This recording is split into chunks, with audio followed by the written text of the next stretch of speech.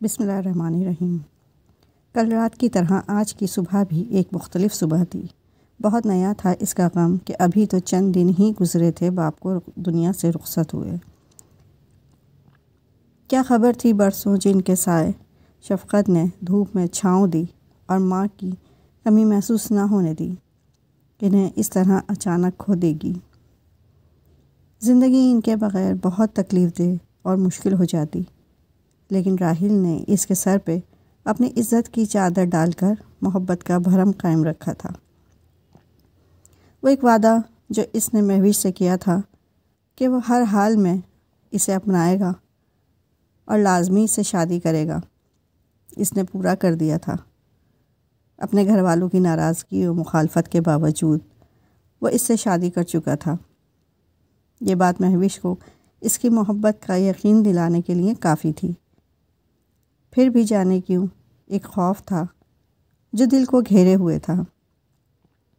کل رات راحیل کی محبت کی حدت بھی اس کے غم کو کم نہیں کر پائی تھی، نہ آج کی دلکش صبح کہ اب تک کانوں میں انیسہ بیگم کی باتیں گونج رہی تھیں تو اقبال صاحب کی نظروں میں دکھائی دیتا احساس اسے کسی بڑے طوفان کا پیش خیمہ لگ رہا تھا۔ کچھ عرصہ پہلے اپنے والد کے سمجھانے پر اس نے اپنی محبت کا گلا گھونٹتے ہوئے راحیل سے دور جانے کا فیصلہ کیا تھا، لیکن راحیل کو یہ کسی صورت منظور نہ تھا۔ وہ اس کے اجتناب کے باوجود اس سے تعلق کو ختم کرنے پر راضی نہ ہوا، اور آج مہوش کو اگر کوئی خوف تھا تو اپنے اور راحیل کے رشتے کے حوالے سے ہی تھا۔ اس دنیا میں یہ اس کی سب سے قیمتی متاع تھی، وہ اسے کسی صورت کھونے کا تصور نہیں کر سکتی تھی۔ اپنے پہلو میں گہری نیند میں سوئے ہوئے راحیل کی طرف دیکھتے ہوئے اس نے ایک گہرا سانس لیا اور اپنی بے ربط سوچوں کو سر سے جھٹکنے کی کوشش کرتے ہوئے وہ بیڈ سے آہستہ سے اٹھی۔ صبح بخیر زندگی۔ راحیل اتنا بے خبر نہیں سو رہا تھا جتنا مہوش نے محسوس کیا تھا۔ جیسے ہی وہ اس کے پاس سے اٹھی، راحیل نے ہاتھ بڑھا کر اس کا بازو پکڑ کر روک لیا۔ راحیل کو دیکھتے اس نے مسکرانا چاہا، لیکن اس پل آنکھوں کی اداسی نے اس کی مسکراہٹ کو مدھم کیا ہوا تھا۔ اتنی حسین اور روشن صبح، مگر تمہارے چہرے پہ یہ اداسی کے بادل کیوں چھائے ہوئے ہیں؟ راحیل نے اس کے ریشمی بالوں میں انگلیاں گھماتے ہوئے سوال کیا۔ اس کی آنکھوں میں اب تک نیند کا خمار تھا۔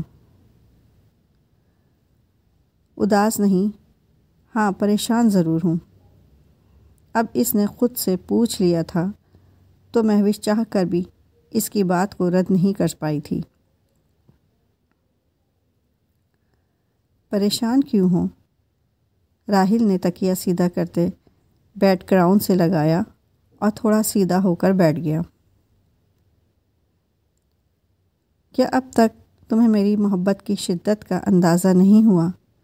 راحیل کے لبوں پر مسکراہٹ ابھری۔ ایسی بات نہیں ہے راحیل، آپ اور آپ کی محبت دونوں پر یقین ہے، لیکن سب کچھ کسی خواب کی طرح لگ رہا ہے۔ ڈر ہے آنکھ کھلتے ہی یہ سب غائب نہ ہو جائے۔ یہ خواب نہیں، بلکہ یہ ہماری زندگی کی سب سے بڑی اور خوبصورت حقیقت ہے۔ آج کے بعد ہماری زندگی کا سنہری دور شروع ہو رہا ہے میری جان، اس لیے یہ پریشان ہونا اور ڈرنا بند کرو اور اس حقیقت کو انجوائے کرو، راحیل نے کہا۔ اس سے پہلے کہ مہوش کوئی جواب دیتی، دروازے پر دستک ہوئی۔ میں دیکھتا ہوں، راحیل نے محبت سے مہوش کی طرف دیکھتے مسکرا کر کہا اور تیزی سے دروازے کی طرف بڑھا۔ دروازے پر اقبال صاحب تھے۔ ارے بھائی صاحب، آپ کوئی کام تھا تو مجھے بلا لیا ہوتا، میں خود آ جاتا آپ کے پاس۔ آپ نے کیوں زحمت کی؟ اندر بیٹھی مہوش کا دھیان بھی اسی طرف لگا ہوا تھا۔ بھائی، حقدار کو اسے حق دینے خود چل کر آنا چاہیے۔ اقبال صاحب کی بے تکلف سی آواز مہوش کے کانوں میں ٹکرائی۔ میں سمجھا نہیں، کیسا حق؟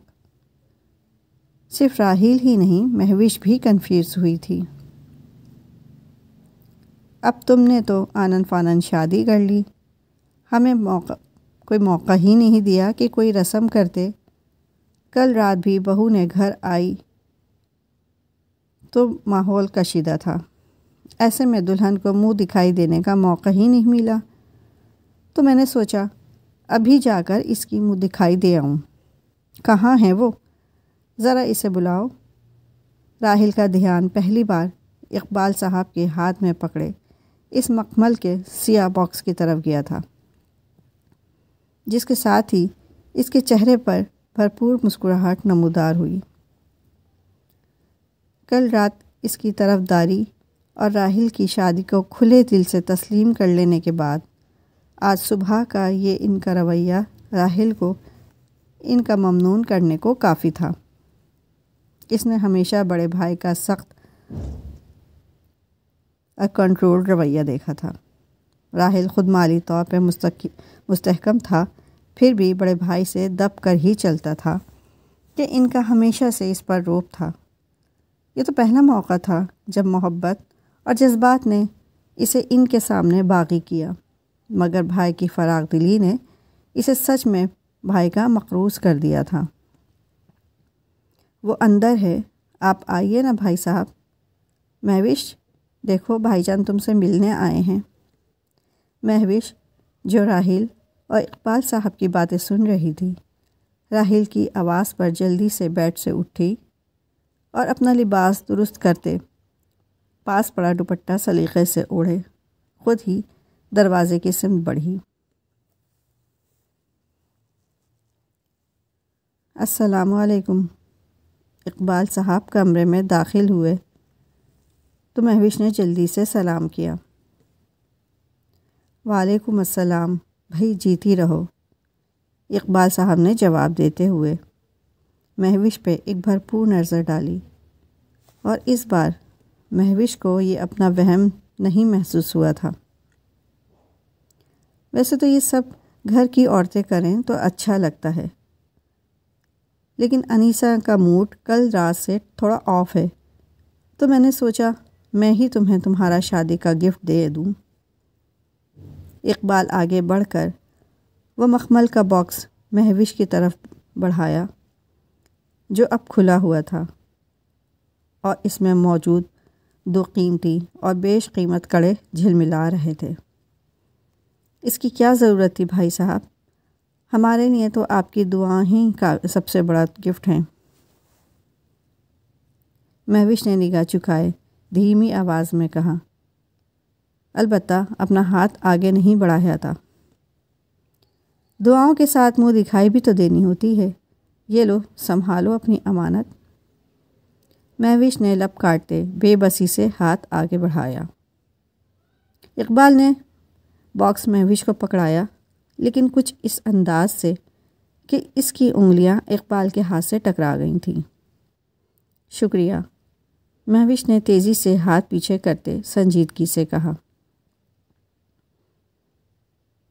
تھینک یو بھائی جان، آپ نے ہم دونوں کا ساتھ دے کر میری غلطی کو معاف کر کے سچ میں ثابت کر دیا کہ آپ میرے بڑے بھائی نہیں بلکہ میرے باپ بھی ہیں۔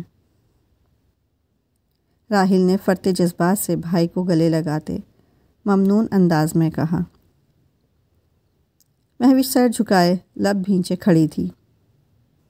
کاش وہ اسے بتا پاتی کہ کل رات سے اس کا دل جس خوف کے زیر اثر ہے وہ اس کا وہم نہیں بلکہ ایک نہایت کڑوی سچائی ہے۔ اقبال نے ان دونوں کی شادی پہ انیسہ کے برعکس اپنی رضامندی کا اظہار بھائی کی محبت میں نہیں کیا، بلکہ اس کے پیچھے اس کی ناپاک سوچ ہے جس سے مہوش جیسی محتاط اور حساس لڑکی غافل نہیں تھی۔